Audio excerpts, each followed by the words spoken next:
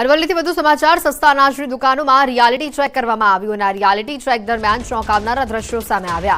અનાજ ગંદકીમાં રાખ્યું હોવાનો ખુલાસો થયો છે। તુવેર દાળનો જથ્થો પણ બંધ કરી દેવાયો। ધંધાસણ ગામમાં તપાસ કરતા ચોંકાવનારા દ્રશ્યો સામે આવ્યા હતા। લોકોના ઘર સુધી પહોંચતું અનાજ ગંદકીમાં રાખવામાં આવેલું નજરે પડ્યું।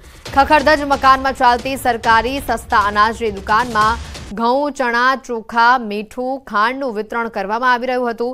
ન્યૂઝ 18 ગુજરાતીના કેમેરામાં ગંદકીમાં પડી રહેલું આ અનાજ જોવા મળ્યું। બેસી પણ ન રહેવાય તેવી જગ્યા ઉપર અનાજ મૂકેલું નજરે પડ્યું। તો બીજી તરફ લાંબી કતારોમાં જોવા મળતી મહિલાઓ જાતે જ તે અનાજ ભરીને ઘરે લઈ જઈ રહી હતી। ગમે ત્યારે માથા પર મકાનની છત પડે તેવી સ્થિતિમાં ગરીબ મજબૂર જનતા અનાજ લેવા માટે આવતી હોય છે। ત્યારે 2000ની વસ્તી ધરાવતું આ ગામ હાલ તો ભારે મુશ્કેલીઓનો સામનો કરી રહ્યું છે।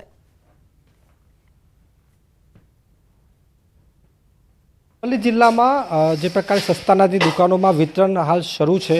ખાસ કરીને છોટાઉદેપુરના ક્વાંટમાં જે પ્રકારે તુવેરના દાળનો જે જથ્થો હતો તેને ફૂડ એન્ડ ડ્રગ વિભાગ દ્વારા જે પ્રકારે રદ કરવામાં આવ્યો અને ત્યારબાદની સ્થિતિ જોવા જઈએ તો રિયાલિટી ચેક કરવા માટે બિલોડા તાલુકાના ધંધાસણ ગામે પહોંચ્યા છે। ખાસ કરીને જે સસ્તા અનાજની દુકાન છે તે આપણે હાજર છીએ હાલ અને ગ્રામજનો દ્વારા અહીં જે પ્રકારે લેવા માટે આવી રહ્યા છે અનાજનો જથ્થો। આપ જોઈ શકો દ્રશ્યોમાં કે જે પ્રકારની સ્થિતિ છે કે ખુલ્લામાં જે પ્રકારે આ જે દેખાઈ રહ્યું છે કે મીઠું જે સરકાર દ્વારા આપવામાં આવી રહ્યું છે, ચોખા અહીં જોવા મળી રહ્યા છે સામે કે જે ખુલ્લામાં પડ્યા છે। જે પ્રકારે અહીં વિતરણ પણ શરૂ જ છે હાલ અને જે ન્યૂઝ 18 ગુજરાતીના જે રિયાલિટી ચેકમાં આપ દ્રશ્યો પણ જોઈ શકો છો કે મહિલાઓ મોટી સંખ્યામાં હાજર છે કે જે અનાજનો જથ્થો લેવા માટે અહીં પહોંચી છે। ખાસ કરીને આ તરફના તમે દ્રશ્યો બતાવ્યું છે ઘઉં પણ જે પ્રકારે નીચે પડ્યા છે અને આ પ્રકારની સ્થિતિ અહીં જોવા મળી છે। સંચાલક જે મારી સાથે છે એમની સાથે હું વાતચીત કરવાનો ખાસ કરીને પ્રયાસ કરીશ। આપ જોઈ શકો છો કે અહીં આ જે જથ્થો મૂકવામાં આવ્યો છે સંચાલકને વાત કરીશ। અહીં આપ આવી જાઓ। અહીં આપણે ચલાવી રહ્યા કેમ આ બધું ખુલ્લામાં પડ્યું છે, કેમ સાફ સફાઈ રાખવામાં નથી આવી? ખુલ્લામાં ગ્રાહકોને આપવા માટે પેલો ભરવા માટે તકલીફ ના પડે એમ કરી ગ્રાહકોને તકલીફ ના પડે પણ સ્વચ્છતા તો જરૂરી છે કારણ કે આ અનાજ છે ઘરે જઈને બાળકોને ખવડાવશે। હા, એ તો સવારમાં હતું પણ હમણાં ગ્રાહકો ચાલુ હતા એ વખતે ખુલ્લું થઈ ગયું છે। મીઠું પણ એ રીતે પડ્યું છે, આ રીતે ખુલ્લામાં આ રીતે પડ્યું છે, આવું આપશો લોકોને? ના, એટલે ભેગું જ હતું પણ ગ્રાહકોને લઈને લેવામાં એક અલગ અલગ કરી નાખ્યું છે। શું આપવામાં આવ્યું છે અત્યારે હાલ વિતરણમાં? ઘઉં, ચોખા, ખાંડ અને મીઠું, ચણા। કેટલું આપવામાં આવે છે? ગ્રાહકોને સંખ્યા પ્રમાણે આપવામાં આવે છે। અરવલ્લી જિલ્લામાં સમાચારોમાં હાલ રોકાઈશું એક બ્રેક માટે।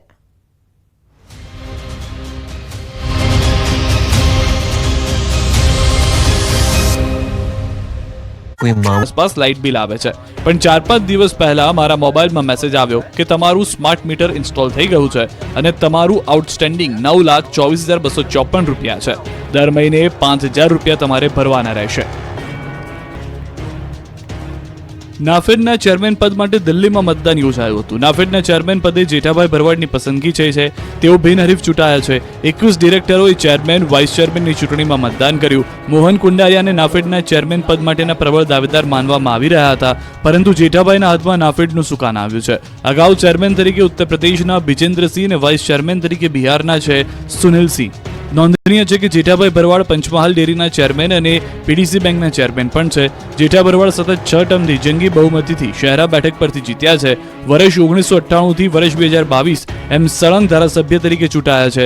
વર્ષ 1958માં સ્થપાયેલી અને ગત વર્ષે ₹21,414 કરોડનું ટર્નઓવર અને ₹264 કરોડના નેટ પ્રોફિટ કરનારી દેશની અગ્રીમ સહકારી સંસ્થા નાફેડના છે।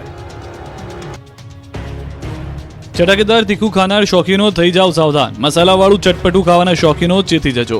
બહારનું ખાવાનો ચટાકો ભારે પડી શકે છે। જો તમે દુકાનમાંથી તૈયાર મરચું કે મસાલો લેતા હોય તો તે મસાલા નથી, તમે મોતને ખરીદી રહ્યા છો। આવા મસાલામાં મોટા પાયે ભેળસેળ થતી હોવાનો સૌથી મોટો પર્દાફાશ થયો છે। જો તમે બહારના પેકિંગવાળા મસાલા ખરીદીને ખાતા હો તો તમે કેન્સરને આમંત્રણ આપી રહ્યા છો। આવું અમે એટલા માટે કહી રહ્યા છીએ કેમ કે ખોરાકમાં વપરાતા મરચામાં હાનિકારક પદાર્થોના ભેળસેળ કરવાનું ષડયંત્રનો પર્દાફાશ થયો છે। મસાલામાં કેવી રીતે ભેળસેળ કરવામાં આવે છે તે અંગે ન્યૂઝ 18 ગુજરાતીની ટીમે તપાસ્યું તો નકલી મસાલાના ખેલનો ભાંડો ફૂટી ગયો। ન્યૂઝ 18 ગુજરાતીની ટીમે લેબોરેટરીમાં જે રિયાલિટી ચેક કર્યું તો મરચાના પાવડરમાં અખાદ્ય કલર અને ઓલિયો રેઝિનની ભેળસેળ કરવામાં આવી હતી। મરચામાં અખાદ્ય કલરનો પણ ઉપયોગ કરાતો હોવાનું જાણવા મળ્યું। અખબારનગર ખાતે આવેલા મસાલા એકમ પર એએમસી ફૂડ વિભાગ સાથે રાખી તપાસ કરી હતી, જેમાં આ પ્રકારની ભેળસેળ સામે આવતા અધિકારીઓની આંખો પણ ચાર થઈ ગઈ હતી. એટલું જ નહીં, આવા મસાલા ખાવાથી કેન્સર થઈ શકે છે. ભેળસેળિયાઓના પાપી અને તંત્રની બેદરકારીનો ભોગ ગરીબોને બનવું પડ્યું છે. છોટાઉદેપુર પંથકના ગરીબોની થાળીમાંથી તુવેર દાળ ગાયબ થઈ ગઈ છે. કેમ કે થોડા દિવસ અગાઉ છોટાઉદેપુરના ક્વાંટ અને નસવાડી તાલુકાના સરકારી ગોડાઉનમાંથી તુવેર દાળનો જથ્થો ટેસ્ટિંગ માટે મોકલાયો હતો. ટેસ્ટિંગ રિપોર્ટમાં તુવેરની દાળના સેમ્પલ ફેલ ગયા છે, જેને લઈને બંને તાલુકાના લાભાર્થીઓને હાલ તુવેર દાળ નહીં મળે. સરકાર દ્વારા નસવાડી તાલુકાની 42 જેટલી સસ્તા અનાજની દુકાનો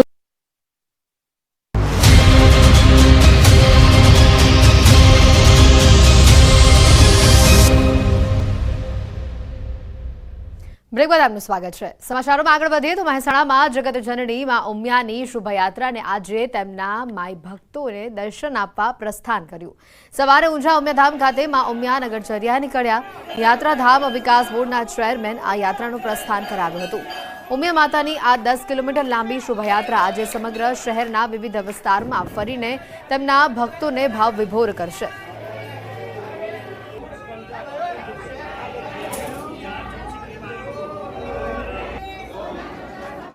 આજે જેમ કહ્યું એમ કે દર વર્ષે વૈશાખ સુદ પૂનમના દિવસે માતાજી ખુદ ઊંઝામાં નગરચર્યાએ નીકળે છે અને લોકોને ખુદ દર્શન આપે છે. વર્ષ દરમિયાનના તમામ 365 દિવસ લોકો ઉમિયા માતાના દર્શન કરીને ધન્યતા અનુભવે છે. આજે ઊંઝા નગર ખુદ જ્યારે માતાજી ખુદ નગરચર્યાએ નીકળે છે ત્યારે ભાવ વિભોર બને છે અને 10 કિલોમીટરથી આ લાંબી નગરચર્યા યાત્રા ઊંઝા માટે એક ગૌરવની ઘટના છે. આજનું મહત્વ કે વર્ષોથી માતાજીની જ્યારે સ્થાપના ત્યારે વર્ષો વર્ષ દર પૂનમે આ મોટી પૂનમ ગણાય છે અહીંયા માટે, અને એ પૂનમના દિવસે આખા ગામની અંદર માતાજીની પધરામણી થઈ છે અને જન માતાજીના દર્શન કરે છે.